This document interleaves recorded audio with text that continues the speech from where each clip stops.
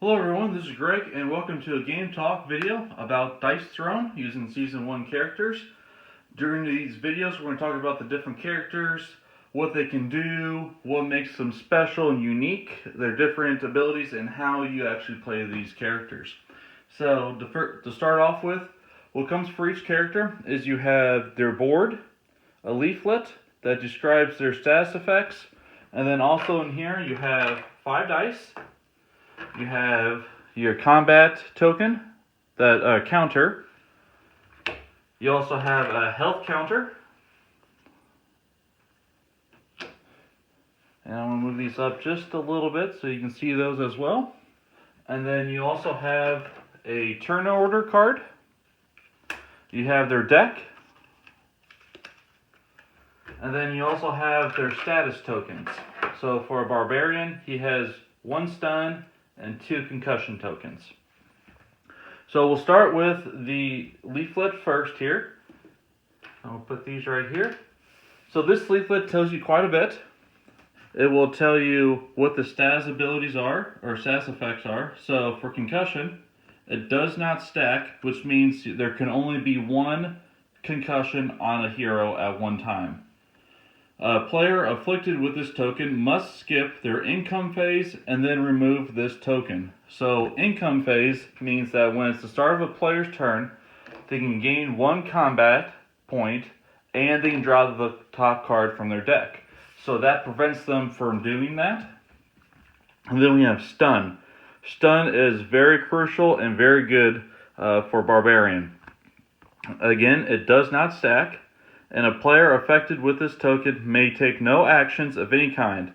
So they can't use cards, they can't be making a defensive roll, and can't be making any status tokens or passive abilities can be used. So nothing can be done, they are stunned. After the attack concludes, the player who inflicted stun removes the token and then immediately targets the same opponent with an additional offensive roll phase. If this opponent is removed from the battlefield, this additional offensive roll phase is forfeit. So that last part is about if you do like a King of a Hill or a team battle. What would happen is, say Moon Elf is here, and you inflict stun, she gets stunned. You conclude the offensive roll phase for that. Barbarian takes it back, and then they can do another offensive roll phase. So very powerful, a lot of hit to it. And then these are the 2 tokens. And then also for the leaflet, it tells you the likelihood of what you're going to roll. So for 1, 2, and 3, they are swords. 4, 5 is life, and 6 is POW. So those are crucial to know because on the board here, it's kind of like Yahtzee in terms of you can either try to do a small straight, a large straight, or you can go for the icons. So 3 hearts lets you heals 4. Smack for 5 swords deals you 8 damage. So the likelihood of you getting 5 swords is pretty good because half the time you get a 50% chance of rolling swords for each dice. Not so much for rolling life. And then for POWs, it's even less likely, but if you do, so for overpower, if you get overpower, you roll 3. So I'm going to roll 3 here. And you have 2, 6, 6. So that is 14. So you add those together, 14. And if the roll value is at least 14, inflict concussion. So they deal 14 damage, and then you also get them concussion, which means for this that they don't get income phase. So that's very important. And then you also have a defensive roll here. So the 3 die means they get to roll 3 dice on their defensive roll. And for each heart that roll, they heal 2. So if we roll 3 dice here, they get no healing right there because they rolled all swords. So I rolled swords again, so you can see how likelihood it is. But if you rolled 2 hearts, you would heal 4. Because 2 for that is 4. And then his special ability is Rage, so inflict stun, and then deal 15 damage. So he would be able to attack again. So the biggest things for Barbarian here is large straight is really good, deals 15 damage, just as much as his ultimate attack. However, he also receives 4 damage. So it may be better to do stun. If you're able to do stun, deal 5 undefendable damage, and then inflict stun, or go for maybe overpower. Undefendable damage means that the person that you're attacking cannot have a defensive roll, which is this box right here, but they can use status effects and or cards. So just keep that in mind as well. A couple upgrades for Barbarian would be such as Fortitude. So it costs you 2 combat points to play this during the main phase. And then on 3 of a kind, you may also remove 1 status effect from yourself. So 3 of a kind of numbers, not of hearts. So if you had a 4, 5, 5, that's not 3 of a kind. Yes, you have 3 hearts, but you need 3 of a kind in numbers. So you would need this 4 to also be a 5 in order for that to be effective. When you upgrade a card, you just throw it right on top and that stays as is. Now here we have Sturdy Blow 3. So if I can find Sturdy Blow 2 here, which is right here, it's cost 1 combat point to upgrade it to deal 5 undefendable. I'll throw right there. Now, in order to upgrade to level 3, I do not pay 3 CP. I pay the difference between the two. So 3 minus 1 is 2. I would pay 2 CP to make this a level 3. And that would go right there. So other cards that are in most decks is main phase cards. So like what's status effect? You can play these during the main phase. If you have this die card right here, that means you do it during a rolling phase. The eye is an instant action, which means they can be played at any time during your turn or your opponent's turn. And then you have the upgrades, which is also a main phase card. And then M. So it really is helpful right there. It tells you exactly when to play it. It's all right there in the corner. And it tells you how many CP it's cost. The only difference here is this is an upgrade, this is a star, so this is a one-time use. This is an upgrade that's put onto your board. For the turn order, you have a few. So you have upkeep phase. So you have to resolve any applicable status effects. So if you're poisoned or you're burned, that's when you do that right away. Then you have an income phase of gaining 1 CP, then draw 1 card. Then your main phase, play ability upgrades. So that's when you would play these cards. You would play your main phase cards, which are also labeled M, or you can sell cards to gain 1 CP per card. So if you have 4 cards in your hand and you say, I want to sell 2, you get 2 more CP on your counter. And then you have your offensive roll phase. So you can roll all 5 dice for your offensive roll phase. And this is what I would have here. So I have up to 5 rolls. Now this time, I probably wouldn't want to re-roll this because I have a large straight right here. But let's say I rolled a 1, 2, 4, 5, or 1, 2, 2, 4, 5. I can roll this 1 die up to 2 more times if I want to, and try to go for that straight, and I didn't. So then after 3 times, unless you have a card in your hand that can manipulate a die to what you need it to be, you have to stick with this. So, and then you have to try to match something that you have. So I have 2 swords, 1 POW, so I don't have sturdy blow, I don't have a straight, I don't have anything, I don't even have fortitude. Which means that you strike out, you don't get to attack, you have whiffed your entire offensive roll. But let's say I did get a straight here. And so then it would be the defensive turn, or the defensive roll phase, if it's just a one-on-one. If it's targeting, that would be if you have more than 2 players. So it's defensive roll phase. Moon Elf would roll, and she would go off her missed me defensive roll. So on 2 feet, which I will show you here. So it says on 2 feet, prevent half damage rounded up, and then for every double bow, deal 1 damage. So she rolled a double bow, 1 more bow, 1 foot, and 1 moon. So she could deal 1 damage. However, she could not prevent half damage. So he would deal 15 damage to her, and then he would take 4 for himself for being reckless. So he would go down to 46, and then she would go down 15 points. And then, after attacking, there is a main phase 2, where you can play any more upgrades, you can play any more main phase cards, or instant action cards. Then after that, you can discard if you have beyond 6 cards in your hand. After that, it is your opponent's turn, and they go through the exact same order.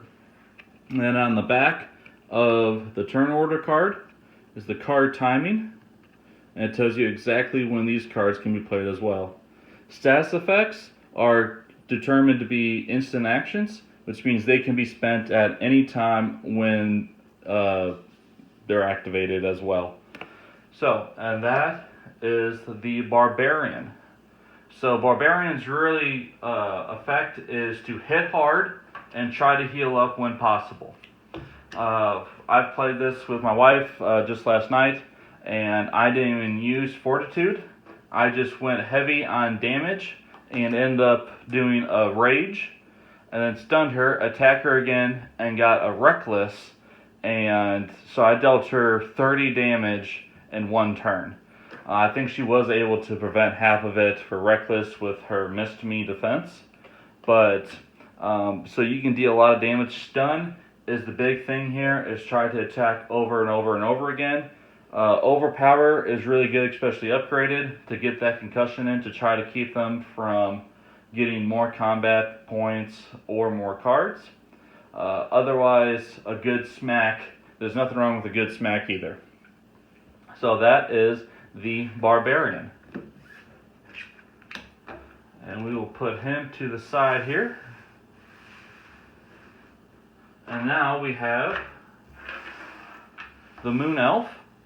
So Moon Elf has a little different ability here from the leaflet. She has blind. So the next time the player afflicted with this token concludes their offensive roll phase, the player must roll 1 die. If the result of the die is a 1 or 2, their offensive roll phase has no effect of any kind. So that means status effects, no matter what happens, nothing works. They have been blinded. So that means, let's say Barbarian rolled that straight but was inflicted with blind. That would mean he would have to roll 1 die, and it is a 1. That means that his Reckless does not work at all. She is not affected at all. She won't even need a defensive roll because there was no offensive roll phase to defend from. And this is what the blind token looks like. Next we have Entangle. So a player afflicted with this token gets 1 fewer roll attempts during their next offensive roll phase. At the conclusion of the roll phase, remove this token. So neither of these stack, but this one is, both of them are not persistent, means that 1 turn and they're done. So Entangled is this token right here. That will be placed on his player board, and so the next offensive roll phase, he only gets two rolls instead of 3 rolls. And then we have Evasive, and a little different here, stack limit of 3. So that means she can have 3 evasives on her board at any given time, if she is able to do that. And they would just go right here to denote that they are with her. So when a player receives evasive, when a player with evasive receives damage, they may choose to spend this token. If spent, roll 1 die. If the outcome is a 1 or 2, no damage is received. Although other associated effects may still apply. Multiple evasive tokens can be spent in an attempt to prevent the same source of damage. So it says receives damage. So it could be the defensive roll, it could be random damage, or offensive roll damage. So what would happen is, if she's being attacked by the barbarian's reckless, so he does not get to roll. She would spend 1 evasive token and roll 1 die. She rolled a 2, which means that she gets to evade the damage. However, if inflicted concussion or whatnot, she would still receive the concussion. It's always you would always do the defensive roll phase first. Do that, so she would have the damage there. She would give 1 back, and let's say I don't want any of that damage. That's still a lot of damage to me. She can use the evasive token afterwards and still roll. Okay, you have 5 there, and you spend the last 1. It's a 2. She evaded all of the damage and was able to deal 1 back. So she is a little tricky to get down because she can have damage quite a bit and evade the damage. And then lastly, we have targeted. So when a player afflicted with this token is damaged as a result of the opponent's offensive roll phase, add +2 to the damage total, and it is persistent. So the targeted token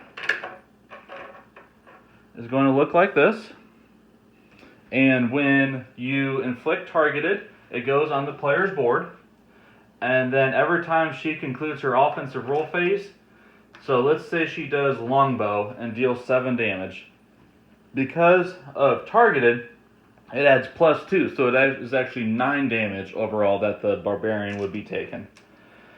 And then after the 1 turn, it still stays on, no matter what, until the barbarian finds a way to get it off of him, either through transference, which transfers the status effect onto him, or uses what status effect to remove all the tokens on him. So he has to find a way to get that off of him. And that is the status effects for Moon Elf.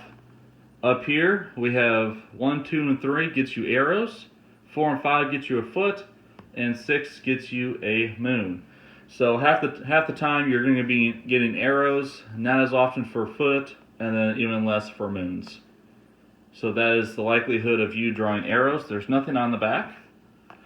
And it says here, the Moon Elf's damage may not match hit for hit for many opponents. However, her ability to repeatedly dodge attacks while simultaneously using the power of the moon to blind and entangle her foes makes her a frustratingly dangerous opponent to face, which is extremely true. And then we'll take a look at a board here.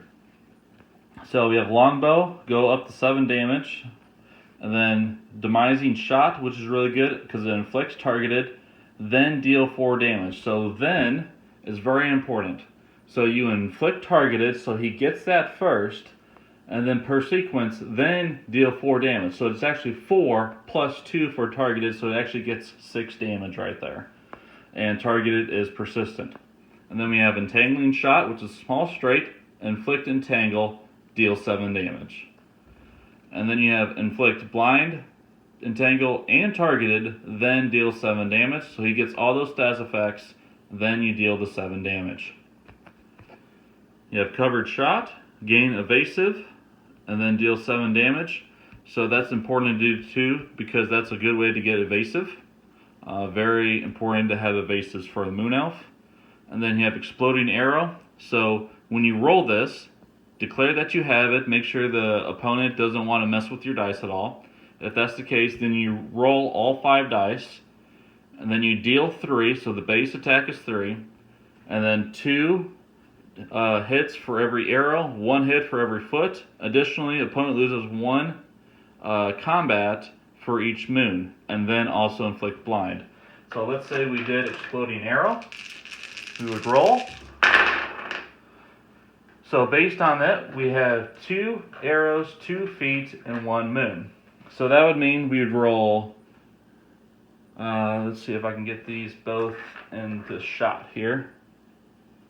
So for 2 arrows, it's 2 for each, so that's 3, 5, 7, 8, 9 for that, so 9 damage overall, and then the opponent loses 1 CP. And then we also have large straight, so inflict blind, evasive, and then deal 8 damage, so a little different from the small straight. And then we have missed me for the defensive roll. You can roll all 5 dice. And then for the ultimate ability, or ultimate attack, you have Lunar Eclipse, which is all 6 moons, or 5 moons. Gain evasive, you get all status effect stuff, and then deal 13 damage, plus 2 because of the targeted.